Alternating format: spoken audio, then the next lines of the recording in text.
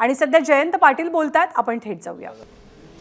आघाडी म्हणून आम्ही सामोरं जाणार आहोत आणि आघाडीचं नियोजन चालू आहे व्यवस्थित. जागा वाटपाचा तिढा सुटताना दिसत नाही. विशेषतः काँग्रेस आणि शिवसेनेमध्ये रस्सीखेच पाहायला मिळते. कसं नेमकं हा सगळा तिढा सोडवला जाणार आहे? असं आहे की आम्ही बऱ्याच चर्चा केलेल्या आहेत. बहुतेक सगळे प्रश्न सुटत आलेले आहेत.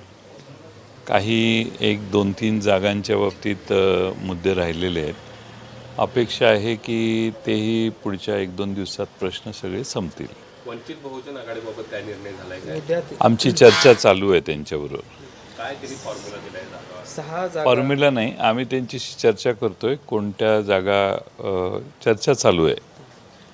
उद्या ते भूमिका स्पष्ट करणार असल्याची माहिती आहे.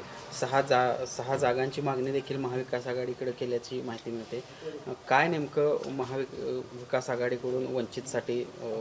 नाही, वंचित बहुजन आघाडी आमच्यावर यावी असा आमचा प्रयत्न आहे आणि त्यासाठी चर्चा चालू आहे आणि याच्यावर लवकर काही ना काही निर्णय होईल. जानकरांना आपल्यासोबत घेण्यासंदर्भातला प्रयत्न सुरू होता, मात्र ते महायुतीसोबतच. जानकरांना पवार साहेबांनी उघडपणाने सांगितलेलं होतं की त्यांना माढ्यामधून देण्याची इच्छा आहे, पण त्यांचा वेगळा निर्णय झालेला दिसतोय काल.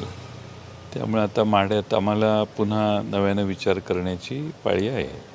उदयनराजेंच्या बाबत काय भूमिका असणार आहे? कारण बघितलं तर 2-3 दिवस ते तळटून होते. अमित शहाने साधी भेट सुद्धा त्यांना दिली नव्हती आणि तुमच्या संपर्कात असल्याची चर्चा सुद्धा या दरम्यान होती. माझ्या संपर्कात नाही आहेत ते. आमचा कोणताही त्यांच्याशी संपर्क झालेला नाही आणि ते दिल्लीत 3 दिवस बसून राहिले, त्यांना भेट झाली नाही आणि बऱ्याच प्रयत्नाने भेट झाली असं सगळं मी ऐकलं आहे, वाचलेलं आहे. ठीक आहे, पण आता आमच्याशी संपर्क नाही आहे. छत्रपतींचा सन्मान ज्या पद्धतीने ठेवायला पाहिजे होता, म्हटलं जात होतं की छत्रपतीचा सन्मान आम्ही ठेवतो. वाटते भाजप छत्रपती शाहू महाराज यांना उभं राहावं म्हणून विनंती करण्यासाठी मी 2-3 वेळा इथं कोल्हापूरला भेटायला आलो. पवार साहेबांनी देखील त्यांच्याशी चर्चा केली आणि छत्रपती शाहू महाराजांनी शेवटी पवार साहेबांनी केलेल्या विनंतीला मान देऊन आघाडीकडून लढायचा निर्णय घेतला. या भागात काँग्रेस, राष्ट्रवादी काँग्रेस, शिवसेना यांच्या वतीनं आज ते निवडणुकीला काँग्रेस पक्षाच्या तिकिटावर उभे राहतील असं दिसतंय आणि शेवटी छत्रपती शाहू महाराजांचा सन्मान करवीरकर करतील असा आम्हाला पूर्ण विश्वास आहे. जाहिरात आणि न्यायालयानं सांगितलेलं होतं की जाहिरात आणि प्रचारामध्ये चिन्ह वापरताना न्यायप्रविष्ट बाब आहे अशा पद्धतीचा उल्लेख त्यामध्ये करावा. मात्र सुनील तटकरेंनी असा दावा केला आहे की ही फक्त एक जाहिरात देण्यापुरतं न्यायालयानं सांगितलेलं होतं आणि ती जाहिरात आम्ही पेपरमध्ये दिलेली आहे. हे न्यायालयीन कामकाज जे आहे त्याचा मी फार अभ्यासक नाही आणि मी त्याचं फॉलोअपही करत नाही आहे. जितेंद्र आव्हाड सर्व न्यायालयीन कामकाज पाहतात. मला वाटतं न्यायालयात ज्या न्यायाधीशांनी सूचना केलेल्या आहेत किंवा ऑर्डरमध्ये लेखी लिहिलेलं आहे, ते लेखी लिहिलेलं जर वाचलं तर आपल्याही लक्षात येईल की न्यायालयाने काय म्हटलेलं आहे. महायुतीचे नेते दररोज 45+ दावा करत आहे. याकडे तुम्ही कसं बघताय? 45+ दावा होतोय. नाही, आता दावा शेवटी लोकांचा आत्मविश्वास टिकवण्यासाठी प्रत्येक पक्ष हा प्रयत्न करतो. 45+ कोल्हापुरात फिरल्यावर तुम्हाला 45मधली एक जागा इथंच कमी झाली असं दिसेल. थोडंसं जरा पुढं गेला तर सातारला तीच परिस्थिती आहे.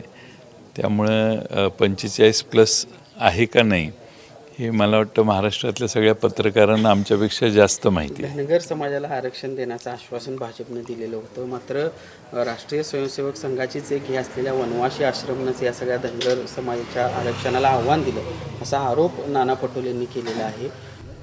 कसं बघता या आरोपाकडं? काय तथ्य आहे या? बरोबर आहे त्यांचा आरोप. खरं तर पहिल्या कॅबिनेटमध्ये धनगर समाजाला आरक्षण दिलं जाईल असं सांगितलं गेलं सगळं होतं. धनगर समाजाला आठवतंय. धनगर समाज या सरकारवर रुष्ट आहे आणि धनगर समाज यावेळी 100% त्यांच्यावर झालेल्या अन्यायाचं उत्तर म्हणून या लोकसभेच्या आणि पुढच्या विधानसभेच्या निवडणुकीत सरकारच्या विरोधी मतदान करेल असं आम्हाला खात्रीशीर वाटतं. हातकणंगलेबाबत तुमचा काय निर्णय होते आणि सांगलीचा तिढा कधीपर्यंत सुटावा? हातकणंगलेमध्ये राजू शेट्टी आमच्या बाजूने लढावेत अशी आमची सगळ्यांची इच्छा होती, पण त्यांचा वेगळा पवित्रा दिसतोय.